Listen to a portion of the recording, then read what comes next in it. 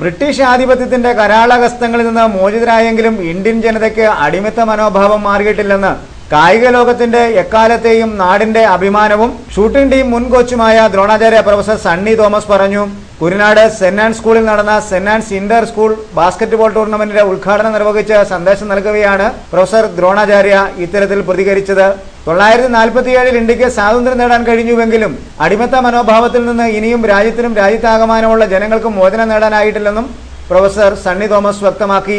എല്ലാ കാര്യങ്ങളിലും അപകർഷതാ മനോഭാവത്തോടെയാണ് രാജ്യത്താകമാനമുള്ളവർ നേരിടുന്നതെന്നും ജനസംഖ്യയുടെ കാര്യത്തിലൊഴിച്ചാൽ രാജ്യം എല്ലാ കാര്യങ്ങളും മുൻപിലാണെന്നും കായിക രംഗത്ത് മതിയായ രീതിയിൽ പ്രക്ഷോഭിക്കാൻ രാജ്യത്തിന് കഴിഞ്ഞിട്ടില്ലെന്നും പ്രൊഫസർ ദ്രോണാചാര്യ വ്യക്തമാക്കി. ആത്മ അപബോധമാണ് കാലഘട്ടത്തിന്റെ ആവശ്യമെന്ന് വിദ്യാർത്ഥി സമൂഹത്തെ ഉദ്ബോധിപ്പിക്കുവാനും ദ്രോണാചാര്യ പ്രൊഫസർ സണ്ണി തോമസ് പ്രത്യേകം ലക്ഷ്യം വെച്ചു. ജനസംഖ്യയുടെ കാര്യത്തിൽ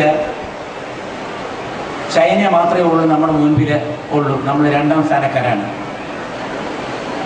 പക്ഷേ സ്പോർട്സ് രംഗത്ത് മെഡലുകൾ നേടുന്നതിൽ നമ്മൾ ആരും തന്നെയല്ല. എന്തുകൊണ്ട് അങ്ങനെ സംഭവിക്കുന്നു?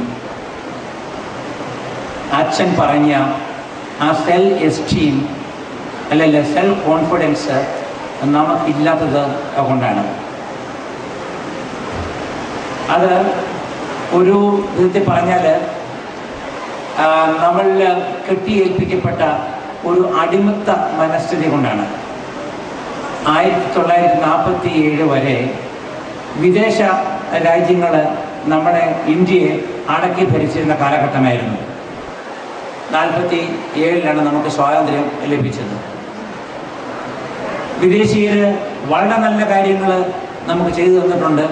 ആ കൂട്ടത്തിൽ നമ്മൾ അറിഞ്ഞോ അറിയാതെയോ പഠിക്കുകയോ അവരെ ഏൽപ്പിക്കുകയോ ചെയ്ത ഒരു വസ്തുതയാണ് ഇൻഫീരിയോറിറ്റി കോംപ്ലക്സ്. നമുക്കാകും എന്നൊരു ധാരണ നമുക്കില്ല. നമുക്കൊരു സ്ലേവിഷ് മെൻറ്റാലിറ്റിയാണ് കിട്ടിയിരിക്കുന്നത്. അതിൽ നിന്ന് മുക്തി നേടാനായിട്ട് അനേക വർഷങ്ങൾ നമുക്ക് എടുക്കേണ്ടി വന്നു.